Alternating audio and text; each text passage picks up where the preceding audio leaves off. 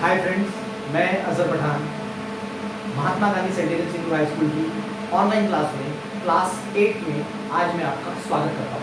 तो बिना टाइम गवाए हम लोग आते हैं हमारे हिस्ट्री क्लास में। आज हम लोग पढ़ेंगे कक्षा 8वीं, विषय इतिहास, जिसका पाठ क्रमांक 7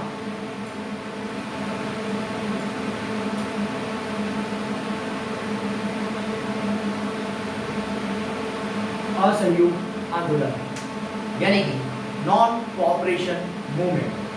असहयोग आंदोलन भारत के इतिहास का एक बहुत बड़ा आंदोलन जो शुरू किया गया था महात्मा गांधी जी के द्वारा।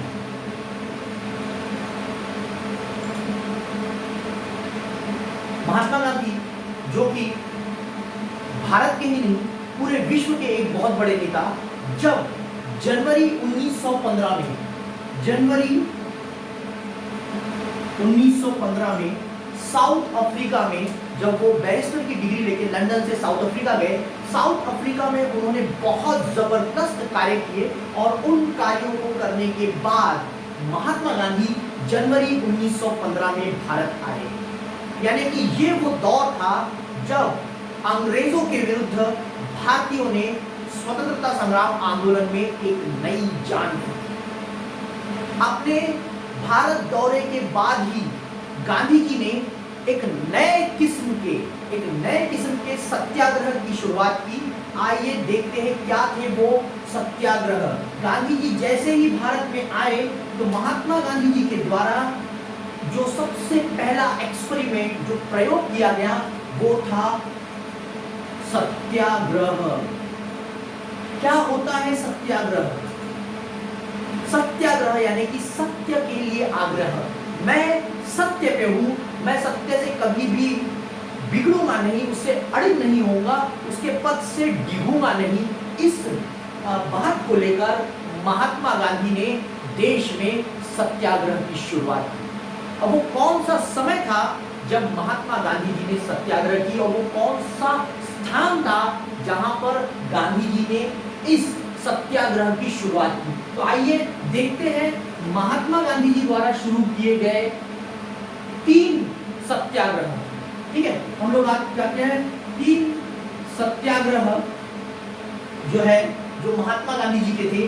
पहला हम जिसको देखेंगे उसका नाम है चंपारण का सत्याग्रह। चंपारण का सत्याग्रह आप सभी को पता है, जो ब्रिटिशर्स थे, जो अंग्रेज थे, वे भारतीय लोगों से इंडिगो का यानी कि नील की खेती करवाते थे। जबरदस्ती नील का, इंडिगो का प्लांटेशन करवाते थे।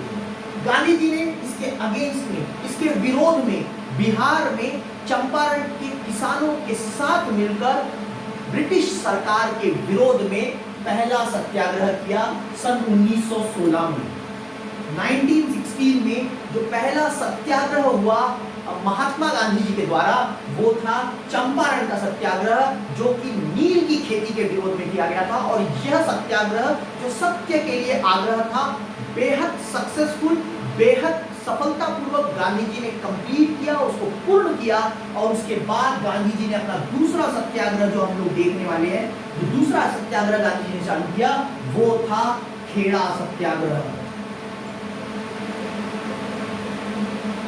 अभी खेड़ा सत्याग्रह क्या है? खेड़ा सत्याग्रह ये लगानबंदी, ब्रिटिशर्स जो थे, खेड़ा यह गुजरात राज्य में एक डिस्ट्रिक्ट है जहां पर अंग्रेज, ब्रिटिश किसानों से लगान वसूली करते थे। गांधी जी ने इस लगान वसूली के खिलाफ खेड़ा, गुजरात में एक सत्याग्रह शुरू किया, जिसे खेड़ा सत्याग्रह के नाम से दुनिया जानती है। और यह सत्याग्रह भी पूरी तरीके से सक्सेसफुल अर्थात सफल रहा, और अंग्रेजों ने खेड़ा सत्याग्रह के बाद किसानों से लगान लेना बंद कर दिया। यानी कि गांधी जी का दूसरा सत्याग्रह हमने देखा, वो भी सक्सेसफुल। इसके बाद गांधी जी ने अपना तीसरा सत्याग्रह किया, जो कि था अहमदाबाद सत्याग्रह।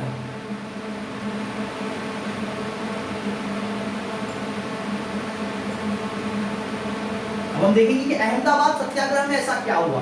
अहमदाबाद सत्याग्रह में जो वहाँ के कॉटन मिल वर्कर्स थे, जो कि सूती कपड़ों के जो मिल वर्कर्स थे, जो कि श्रमिक थे, उन लोगों को अंग्रेज पूरी तरीके से पेमेंट नहीं देते थे। गांधी जी ने कहा कि श्रमिकों को उनका पगार, उनका वेतन मिलना यह उनका हक है, और गांधी जी ने इसी बात को, इसी सत्य की डिमांड को लेकर गांधी जी ने अहमदाबाद में सत्याग्रह किया, और गांधी जी का यह अहमदाबाद का सत्याग्रह भी सफल हुआ।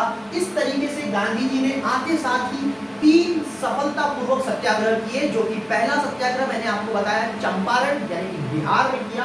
उसके बाद 2 सत्याग्रह गांधी जी ने खेड़ा और अहमदाबाद, ये गुजरात में की। अब हम लोग आते हैं कि जब गांधी जी लगातार सत्याग्रह पे सत्याग्रह करे जा रहे थे, तो क्या अंग्रेज चुप थे? अंग्रेज कुछ भी काम नहीं कर रहे थे? ऐसा नहीं है। अंग्रेज एक रणनीति पे विचार कर रहे थे, एक ऐसी रणनीति जो कि गांधी जी को दबोचने के लिए, जो कि भारतीयों को दबोचने के लिए बनाई गई थी, और वो था रॉलेट एक्ट। ब्रिटिशर्स ने एक कानून लाया, जिसे इस रॉलेट एक्ट को भारतीयों ने काला कानून बताया। क्या था ये काला कानून? अकॉर्डिंग टू दिस एक्ट, इस रॉलेट एक्ट के अनुसार यदि अगर कोई भी भारतीय किसी भी राजनीतिक गतिविधियों में अगर लिप्त पाया जाता है, तो बिना उसे कोर्ट में ले जाए, बिना उस पर मुकदमा चलाए, ब्रिटिश सरकार उसको 2 वर्ष तक, 2 सालों तक जेल में रख सकती थी। ऐसा कानून सन 1919 में ब्रिटिशर्स ने लाया, जिसे कि दुनिया रॉलेट एक्ट के नाम से जानती है। यानी कि अगर अब किसी ने भी किसी भी सत्याग्रह में भाग लिया, तो उसे 2 साल की सजा होगी बिना उस पर मुकदमा चलाए। और ये था एक काला कानून, जिसे पूरे भारतीयों ने काला कानून के नाम से संबोधित किया। गांधी जी ने कहा कि इस काले कानून का विरोध होना चाहिए। जगह जगह पर विरोध होना शुरू हो गए। 6 अप्रैल सन 1919 को गांधी जी ने पूरे देश में इस काले कानून के विरोध में हड़ताल का आग्रह किया, और धीरे धीरे पूरे देश में इस काले कानून के विरोध में हड़ताल का दौर शुरू हो गया। अब हम लोग आते हैं इसके बाद क्या हुआ। इसके बाद इसी काले कानून के अपोज में सन 1919 में एक